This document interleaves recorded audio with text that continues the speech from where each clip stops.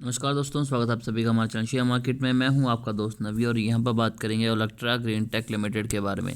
तो दोस्तों आपको बता दूं कि यहां पर टेक्निकल चार्ट पे अगर देखें तो यहां पर बहुत ही ज़बरदस्त डिक्लाइन हमें दिखाई दे सकता है, यानी कि स्टॉक में यहां अच्छी खासी गिरावट आ सकती है। उसी के ऊपर डिस्कस करेंगे और लास्ट में बात करेंगे इनके फंडामेंटल के बारे में।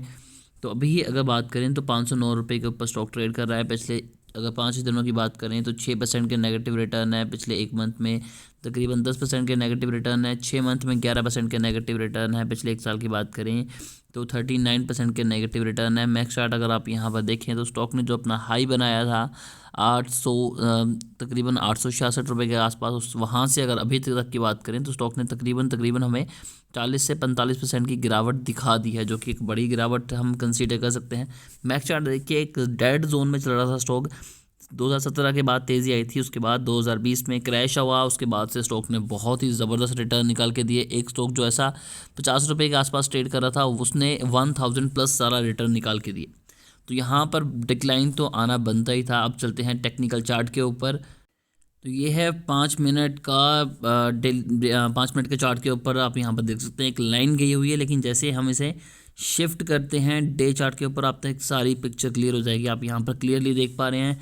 इससे पहले ही मैंने एक चीज़ मेंशन की थी कि देखिए ये एक मेजर सपोर्ट का काम कर सकता है, और यहाँ पर स्टॉक ने वही चीज़ें दिखाई। काफ़ी बार सपोर्ट लेने की कोशिश की, बट यहाँ पर जैसे ब्रेकडाउन होता है तो स्टॉक अच्छी खासी गिरावट दिखाता है और तकरीबन 40 रुपये स्टॉक हमें नीचे जाता हुआ नज़र आ रहा है।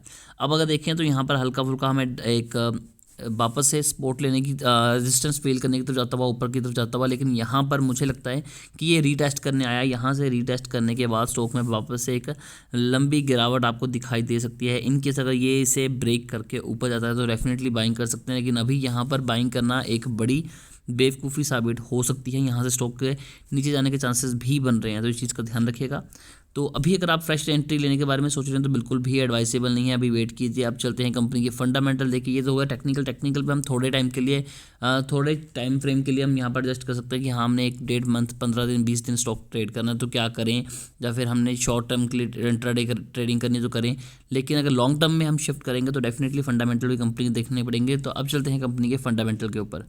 तो हम आ चुके हैं कंपनी के फंडामेंटल एनालिसिस करने के लिए। यहाँ पर देखें तो कंपनी बहुत पुरानी है, 1992 से कंपनी काम कर रही है। मार्केट कैप 4178 की है और स्टॉक अभी ओवरबॉट जोन में है, जैसे इसका P76 का है। रिटर्न ऑन कैपिटल एम्प्लॉयड की बात करें 8 है, कम है। रिटर्न ऑन इक्विटी और भी कम है, 4 पॉइंट समथिंग, यानी कि तकरीबन 5%, तो ये भी काफ़ी ज़्यादा कम है। बुक वैल्यू से स्टॉक काफ़ी ज़्यादा ऊपर ट्रेड कर रहा है। डिविडेंड यील्ड कंपनी की 0.08 है। फेस वैल्यू कंपनी की 4 की है। प्रॉफिट आफ्टर टैक्स की बात करें तो 7 करोड़ है। डेट कंपनी के ऊपर 83 करोड़ का है, जबकि कंपनी के पास रिजर्व की बात करें तो अच्छा खासा रिजर्व है 765 करोड़ का, तो रिजर्व काफ़ी ज़्यादा है। उसके मुकाबले डेट कंपनी के ऊपर नामात्र है। सेल्स की बात करें तो 191% इंक्रीज हुई है, ज़बरदस्त। प्रमोटर होल्डिंग 50% है, डिसेंट है। कोई भी शेयर इनका पर प्लेज नहीं है, कोई भी इन्होंने प्रमोटर की होल्डिंग में चेंज नहीं आया। प्रॉफिट ग्रोथ की बात करें तो 184 है, ज़बरदस्त है। ओवरऑल देखें तो स्टॉक डिसेंट है, लेकिन स्टॉक पी के अकॉर्डिंग स्टॉक हल्का सा आपको अभी ओवरबॉट जोन में लग रहा है, तो ऐसे में यहाँ पर इन्वेस्टमेंट नहीं करनी। सेकंड चीज़ अगर देखें यहाँ पर देखिए कि स्टॉक जो है वो 50 डे मूविंग एवरेज और 200 डे मूविंग एवरेज से नीचे ट्रेड कर रहा है, तो यहाँ पर होल्डिंग बना के रखना थोड़ा सा ज़्यादा कॉम्प्लिकेशन आपको दे सकता है लॉन्ग टर्म में। अगर ईयर ऑन ईयर बेसिस पे देखें तो कंपनी की सेल्स आप यहाँ पर क्लियरली देख सकते हैं कि 2011 में 68 करोड़ थी और अभी की बात करें तो 593 करोड़ है। ज़बरदस्त कंपनी की सेल्स इंक्रीज़ हुई हैं पिछले 1-2 सालों से, जो कि काबिल तारीफ़ है। अगर सेल्स के बाद नेट प्रॉफिट की बात करें तो कंपनी का नेट प्रॉफिट आप यहाँ पर क्लियरली देख सकते हैं कि 3 करोड़ था 2011 में, जो कि 35 करोड़ हो चुका है। ये भी काफ़ी ज़्यादा अच्छा साइन है। उसके बाद अगर बात करें स्टॉक प्राइस CAGR की, तो इस साल को छोड़कर बाकी सारा पॉजिटिव डबल डिजिट में था।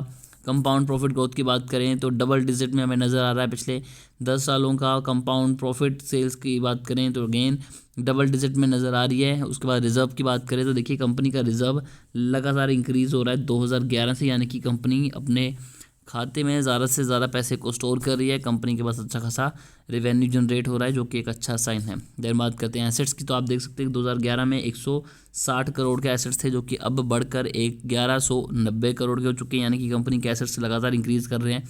सेकंड मेरा favourite part net cash flow की बात करें तो पॉजिटिव में है 10 करोड़ के आसपास, यानी कि कंपनी के पास अच्छा खासा कैश फ्लो भी जनरेट हो रहा है।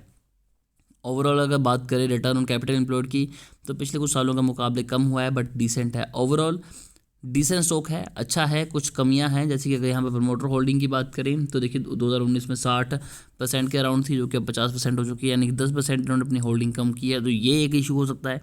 बाकी ओवरऑल देखें तो स्टॉक अच्छा है, लेकिन अभी थोड़ा सा महंगा है। यहाँ पर बाई करना थोड़ा सा आपको महंगा पड़ सकता है, लेकिन थोड़े टाइम के बाद यहाँ पर डेफिनेटली हम बाइंग कर सकते हैं। फिर भी अगर आपकी कोई क्वेरी रहती है तो कमेंट कीजिए, हमारी कोशिश होगी कि आपको अच्छी एडवाइस दें। अभी के लिए दोस्तों इतना ही।